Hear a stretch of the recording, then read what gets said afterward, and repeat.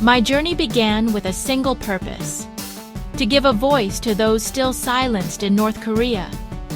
Escaping that darkness gave me a responsibility to seek out the real stories behind the headlines. I travel not as a journalist, but as a sister, searching for the human truth hidden behind propaganda. My goal: to listen, to build a bridge across the divide, and to honor the courage of those who dare to speak. Every conversation is an act of bravery, and every story shared is a step toward understanding. In a quiet border town, where the air felt heavy with unspoken stories, I met Minjun, a young woman whose eyes revealed both caution and curiosity. The streets were nearly silent, save for the occasional footsteps echoing against the old stone walls. It was here, in this place suspended between two worlds, that our paths crossed in the most unexpected way. Minjun was allowed here only briefly, her presence a rare privilege shadowed by anxiety and the ever-present watchfulness of the border. She sat across from me, her posture tense, as if every word might be overheard. Our conversation began with small talk: weather, local food, the gentle hum of daily life, each word carefully chosen, each smile tentative. Slowly, as the minutes passed, trust began to build between us, fragile but real.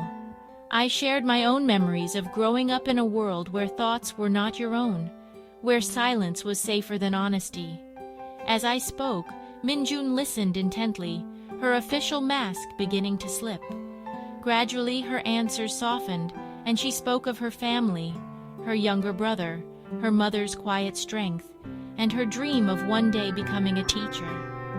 For the first time, I saw a glimpse of the person she longed to be, hidden beneath layers of caution. I gently asked about life beyond North Korea, describing places she'd only seen in forbidden images: bustling cities, open skies, laughter without fear. Her face lit up with wonder, her eyes wide with questions she dared not ask aloud. For a moment, the weight of her reality faded, and she was simply a young woman dreaming of a world she'd never known, her imagination soaring beyond the borders that confined her. In that humble tea house, as the steam curled between us and the world outside faded away, the walls that divided us began to crumble. I realized I was no longer speaking to a subject of a regime, but to Minjun herself, a young woman with hopes, fears, and dreams, just like anyone else. In that fleeting encounter, we found a rare connection, a reminder of our shared humanity. I finally gathered the courage to ask her, "Have you ever thought about America?" It was a question loaded with risk, curiosity, and the hope of understanding a world so different from her own. Minjun hesitated, her eyes darting away for a moment, then quietly admitted, "We're taught Americans are evil, always the enemy in our news and films." From a young age, she explained, every lesson, every broadcast, every mural painted Americans as monsters, dangerous, untrustworthy, and cruel. Yet, in hushed tones, she whispered, "Sometimes we hear different things, stories from forbidden movies. America looks bright." These rare glimpses, smuggled in on USB drives or whispered between friends, showed a world that seemed almost magical compared to her daily reality. She described images of clean streets, people laughing freely, and a sense of choice and opportunity, so different from what she'd been told. The scenes of bustling cities, people of all backgrounds mingling, and the freedom to speak and move as one wished seemed almost unreal. But these fleeting glimpses clashed violently with the relentless propaganda that filled her daily life. Loudspeakers on every street corner, posters on every wall, and the constant drumbeat of warnings about the American threat left her feeling both confused and deeply curious. She was caught in a silent struggle between between fear and fascination, torn between what she'd always been told and the tantalizing possibility that there was more to the world than she knew. Unsure what to believe, she found herself questioning everything. Her first impressions of America were not hatred, but a fractured longing for truth, a yearning to understand what was real and what was merely a story told to keep her afraid. For Minjun, America was both a looming threat and a distant, dazzling possibility, a place that existed somewhere between fear and hope, darkness and light. I asked where she'd go if she could travel anywhere. Without hesitation, she said, America. She dreamed of New York's lights, endless choices, and the freedom to walk any street. But fear lingered. She'd been told America was dangerous, full of crime and loneliness. The idea of freedom was both beautiful and terrifying. In North Korea, the state's control offers security, even as it suffocates. Min Jun's dreams were tangled with fear, her longing for liberty shadowed by the unknown. Her heart was torn between the comfort of belonging and the risk of freedom. To truly understand Min Jun's fascination with America, you must first step into her world. A world where every moment is shaped by invisible eyes and unspoken rules. Her daily reality is not just about survival, but about navigating a society where privacy is a foreign concept and individuality is quietly suppressed.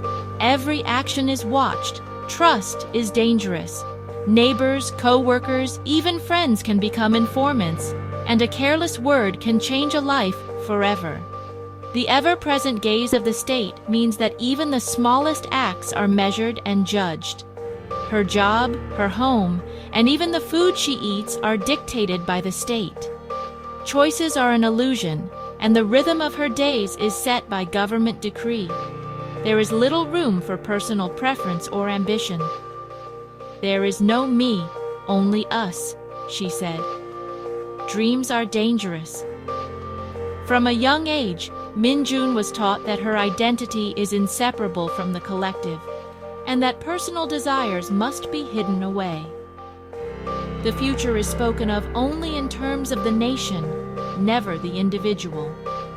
Hopes and aspirations are redirected toward the glory of the state, and any thought of a different life is quietly discouraged.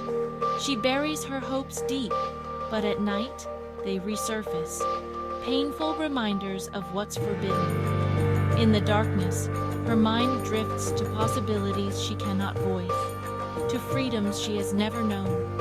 For Min Jun, America isn't just about wealth or freedom.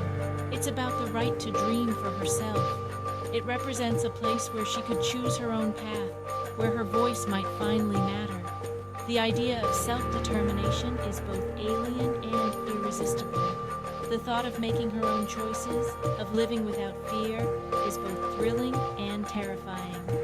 Her life is a cage, and America represents the possibility that a world without bars might exist. For Min Jun, the hope of freedom is not just a distant dream. It is a quiet rebellion, a spark that refuses to be extinguished. I asked Min Jun what America truly meant to her. She looked away, tears in her eyes, and whispered, "Hope.